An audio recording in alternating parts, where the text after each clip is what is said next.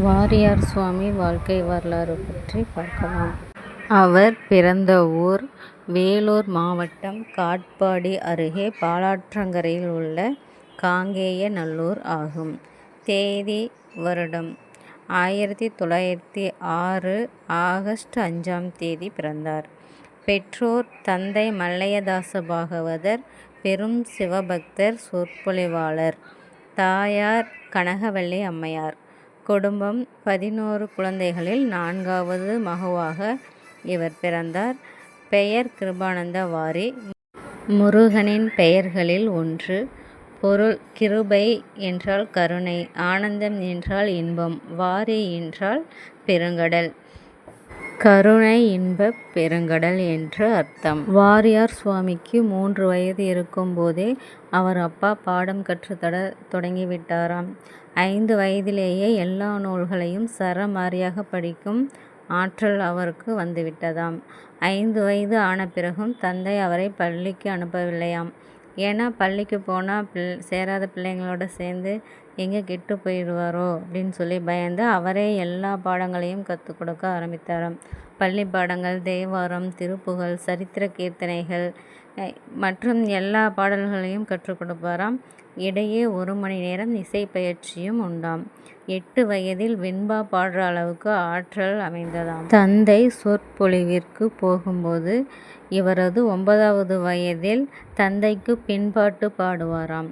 அப்படி பின்பாட்டு பாடும்போது வேறு யாராவது தவறாக பாடினால் கூட வாரியார் சாமியின் தலையில்தான் அவரது தந்தை நறுக்கென்று கொட்டுவாராம். நான் தவறு செய்யவில்லை அப்பா என்று ஒரு மறுப்பும் சொல்லாமல் குட்டுகளை காணிக்கையாக பொறுமையோடு ஏற்றுக்கொள்வாராம். இதுவே நம்ம விட இருந்துச்சுன்னா பாருங்களேன், நான் தப்பு பண்ணாமல் எப்படி அடிக்கலான்னு வீடு 2ஆக போயிருக்கோம், கலவரம் ஆகிருக்கும். ஆனால் வாரியார் சுவாமி அந்த கொட்டுகளை கூட காணிக்கையாக ஏற்றுக்கொள்வாராம். 12 வயதில் தந்தையின் தீவிர பயிற்சியால் 10,000 பாடல் மனப்பாடம் செய்து சொல்வாராம். 15 வயதில் சொற்பொழிவு செய்யும் திறன் பெற்றார். 18 வயதில் சிறப்பாக சொற்பொழிவாற்றும் ஆற்றல். 19 வயதில் தனியாக புராண பிரசங்கங்கள் செய்ய தொடங்கினார். வாரியார் சுவாமி தனது 19 வயதில் 1927ஆம் ஆண்டு தனது மாமன் மகள் அமிர்தலட்சுமியை திருமணம் செய்து கொண்டார். 23 வயதில் சென்னை வந்து பிரம்மஸ்ரீ வரதாச்சாரியாரிடம் 4 ஆண்டுகள் வீணை பயிற்சி, இசை பேரறிஞர் பட்டம் பெற்றார். பிறப்பு, கல்வியை பற்றி சுருக்கமாக சொல்லியாச்சு.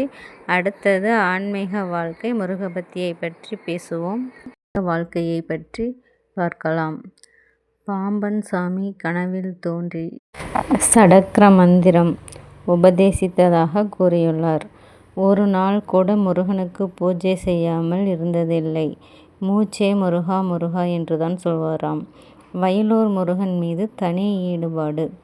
சொற்பொழிவை தொடங்கும்போது வயலூர் எம்பெருமானே என்று சொல்லிதான் தொடங்குவாராம். கார்த்திகை மாதம் 5 சோமவாரமும் உபவாசம் இருப்பாராம். பிறரையும் இருக்கச் செய்வாராம். ஆன்மீக சொற்பொழிவாளர் மற்றும் எழுத்தாளர். நகைச்சுவையுடன் கூடிய கதைகள் மூலம் ஆன்மீகத்தை மக்களிடம் கொண்டு சேர்த்தவர். பல கோவில்களை சீரமைத்து திருப்புகழ், தத்துவார்த்த பிரசங்கங்கள் செய்து அருள்மொழி அரசு என்று போற்றப்பட்டவர். 64வது நாயன்மார் என்று பக்தர்கள் அழைக்கப்பட்டவர். நகைச்சுவை, பக்தி கதைகளை தொடர்ந்து 4-5 மணி நேரம் வரை பேசும் ஆற்றல் பெற்றவர். இவர் பேச்சை திருப்புகழ் ஜோதி என்றும் அருள்மொழி அரசு என்றும் மக்கள் அன்புடன் அழைத்தார்கள். இராமாயணம், மகாபாரதம், கந்தபுராணம் போன்ற இலக்கியங்களில் ஆழ்ந்த புலமை பெற்ற இவர் பல நூல்களை எழுதியுள்ளார். 1936இல் திருப்புகழ் அமிர்தம் என்ற மாத இதழ் தொடங்கி 37 ஆண்டுகள் நடத்தினார். சிதிலமடைந்த பல கோயில்களை புனரமைத்தார். சொந்த ஊர் காங்கேயநல்லூர் முருகன் கோயில் கோபுரம் கட்டி புதுப்பித்தார். குகப்பிரிய ஆன்மீக இதழை நடத்தினார். ஏழை எளியோர்களுக்கு நிதி உதவி தர்மம் செய்தார். பெண்கள் முன்னேற்றத்தை பற்றி பேசுவார். மனைவி கண்ணீர் சிந்தினால் குடும்பம் தலைக்காது என்பார். குழந்தைகளுக்கு தாயின் பெயரை இன்ஷியலாக போட வேண்டும் என்று முதலில் சொன்னவர் இவர்தான். 1960லேயே இப்படி சொல்லியுள்ளார். எம்ஜிஆருக்கு பொன்மனச் செம்மல் பட்டம் கொடுத்தவர் வாரியார் தான். திரைத்துறையில் சிவகவி படத்திற்கு வசனம் எழுதியுள்ளார். துணைவன், திருவருள், தெய்வம் போன்ற படங்களில் நடித்துள்ளார். வாரியார் சுவாமிகள் வாங்கின விருதுகளுக்கு கணக்கே இல்லை என்று சொல்வார்கள். ஆனாலும் முக்கியமான சில விருதுகளை பற்றி பார்க்கலாம். இசை பேரறிஞர் 1967ல் தமிழ் இசை சங்கம் சார்பாக தமிழ் இசை கலைஞர்களுக்கு வழங்குகின்ற உயரிய விருது. அருள்மொழி அரசு திருப்பனந்தாள் மடம் வழங்கின பட்டம். இசை பேரரசு தமிழ்நாடு அரசு வழங்கின கௌரவம். திருப்புகழ் ஜோதி திருப்புகழ் மேலே இவர் வச்சிருந்த ஆழமான ஞானத்துக்காக வழங்கப்பட்ட பட்டம். கலைமாமணி விருது தமிழ்நாடு அரசின் உயரிய கலை விருது. பிரவசன சாம்ராட் பேச்சுக்கு ராஜா, சொற்பொழிவுகளின் சக்கரவர்த்தின்னு அர்த்தம். சரஸ்வதி கடாட்சாமிர்தம் காஞ்சி மகா பெரியவர் இவரை பாராட்டி வழங்கின பட்டம். இலக்கிய முடிமுனைவர் தஞ்சாவூர் பல்கலைக்கழகம் வழங்கின டாக்டர் பட்டம். தமிழ் பேரவை செம்மை விருது மதுரை காமராஜர் பல்கலைக்கழகம் வழங்கியது. திருப்பணி சக்கரவர்த்தி சொற்பொழிவாளர் ஏராளமான கோயில் திருப்பணிகள் செய்வதற்காக வழங்கிய பட்டம். முன்னாள் முதல்வர் எம்ஜிஆர் அவர்கள் வாரியார் சுவாமிக்கு பொன்னாடை போர்த்தி தங்கப்பூ வழங்கி கௌரவிச்சாராம். இன்னும் ஏராளமான விருதுகளை வாங்கி தமிழ்நாட்டுக்கு பெருமை சேர்த்துள்ளார். மக்கள் வாரியார் சுவாமியை 64வது நாயன்மார் என்றே அன்போடு அழைக்கிறார்கள்.